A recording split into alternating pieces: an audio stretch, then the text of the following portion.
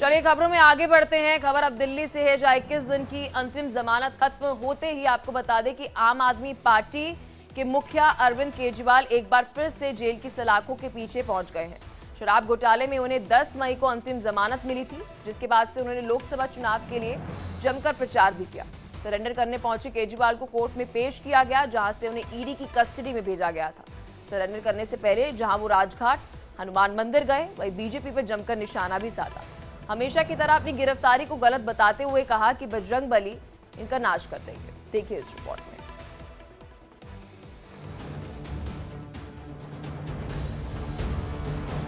4 जून को मोदी सरकार नहीं बन रही, 4 जून को इंडिया गठबंधन की सरकार बनेगी।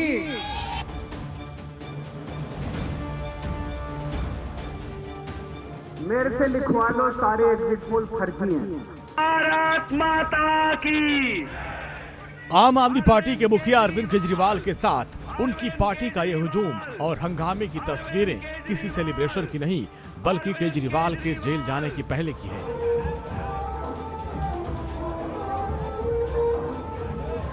केजरीवाल के आजादी के दिन खत्म हो गए और एक बार फिर वो जेल पहुंच गए। शराब घोटाले के मामले में सजा काट रहे अरविंद केजरीवाल की 21 दिनों की जमानत खत्म हो गई और एक बार फिर वो तिहाड़ जेल के सलाखों के पीछे पहुंच गए। सुप्रीम कोर्ट ने 10 मई को केजरीवाल को लोकसभा चुनाव प्रचार के लिए 21 दिन की अंतरिम जमानत दी थी। सुप्रीम कोर्ट ने उन्हें अंतिम चरण का मतदान खत्म होने के एक दिन बाद यानी 2 जून को फिर से जेल में सरेंडर करने का निर्देश दिया था। इसके साथ ही कोर्ट ने अरविंद केजरीवाल को मुख्यमंत्री कार्यालय जाने पर पाबंदी समेत कई दूसरी शर्तें लगाई थी। अरविंद केजरीवाल को न्यायिक हिरासत के दौरान कड़ी सुरक्षा के बीच जेल नंबर 2 में रखा गया है। केजरीवाल की 21 दिन की अंतरिम जमानत पूरी होने के बाद आज उन्होंने फिर से सरेंडर कर दिया, लेकिन जेल जाने से पहले अरविंद केजरीवाल ने सत्ता पक्ष पर जमकर हमला किया। अपनी गिरफ्तारी को गलत ठहराते हुए अरविंद केजरीवाल ने कहा कि जब सत्ता तानाशाह हो जाती है तो जेल जिम्मेदार बन जाती है।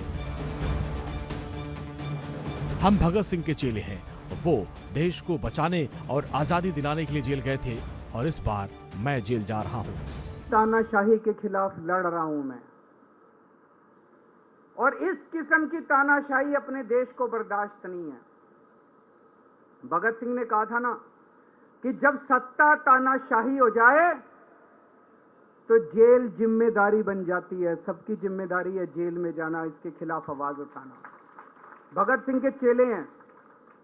भगत सिंह देश को बचाने के लिए, देश को आजाद कराने के लिए जेल गए थे। भगत सिंह देश को आजाद कराने के लिए फांसी पे चढ़े थे।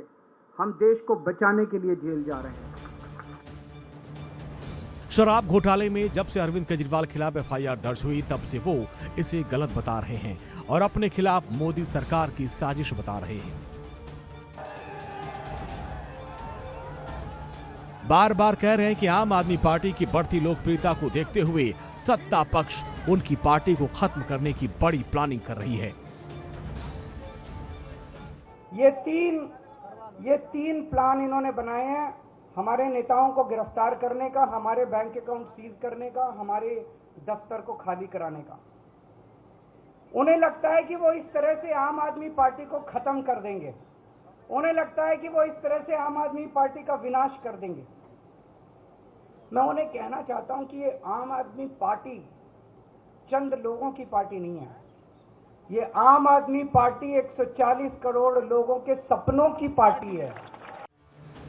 प्रवर्तन निदेशालय ने अरविंद केजरीवाल को दिल्ली की आबकारी नीति 2021-22 में कथित घोटाला मामले में 21 मार्च 2024 को गिरफ्तार किया था।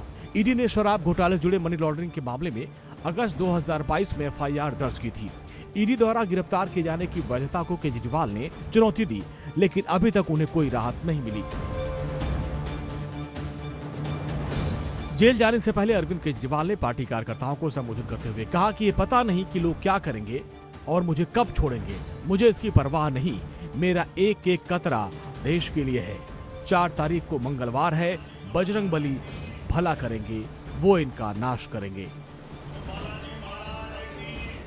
इस बार जब जा रहा हूं, मुझे नहीं पता अब मैं कब वापस आऊंगा। मुझे नहीं पता ये क्या करेंगे मेरे साथ जेल में, लेकिन मुझे कोई परवाह नहीं है। जो मर्जी करें, मेरे शरीर का एक एक कतरा इस देश के लिए है। मेरे शरीर के खून की एक एक बूंद इस देश के लिए, मेरे जीवन का एक एक पल देश के लिए। 4 तारीख को भी मंगलवार है।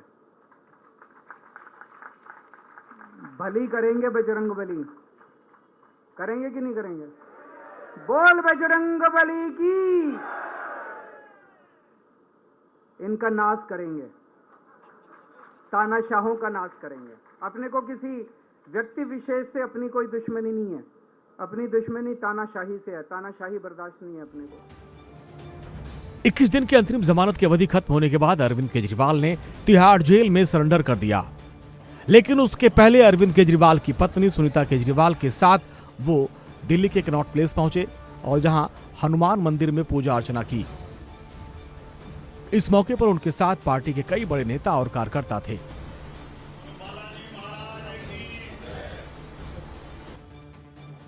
बजरंगबली का आशीर्वाद लेने से पहले अरविंद केजरीवाल अपने दलबल के साथ राजघाट पहुंचे और जहां उन्होंने राष्ट्रपिता महात्मा गांधी को श्रद्धांजलि अर्पित की।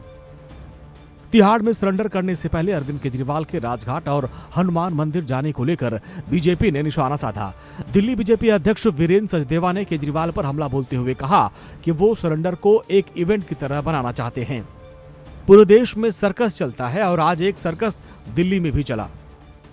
सरेंडर को भी वो एक इवेंट की तरह बनाना चाहते हैं और मैंने कहा कि हिंदुस्तान में कई जगह सर्कस चलती है, एक सर्कस आज दिल्ली में चलेगी, क्योंकि जिस तरह से उन्होंने दिल्ली को लूटने का काम किया है वो दिल्ली की जनता अच्छे से जानती है। और वो जेल जा रहे हैं इसलिए जा रहे हैं कि उन्होंने शराब की नीति में पैसे खाए हैं, दलाली खाई है। और मुझे हैरानी इस बात की है कि वो घोषणा कर रहे हैं कि मैं राजघाट पर जाऊंगा।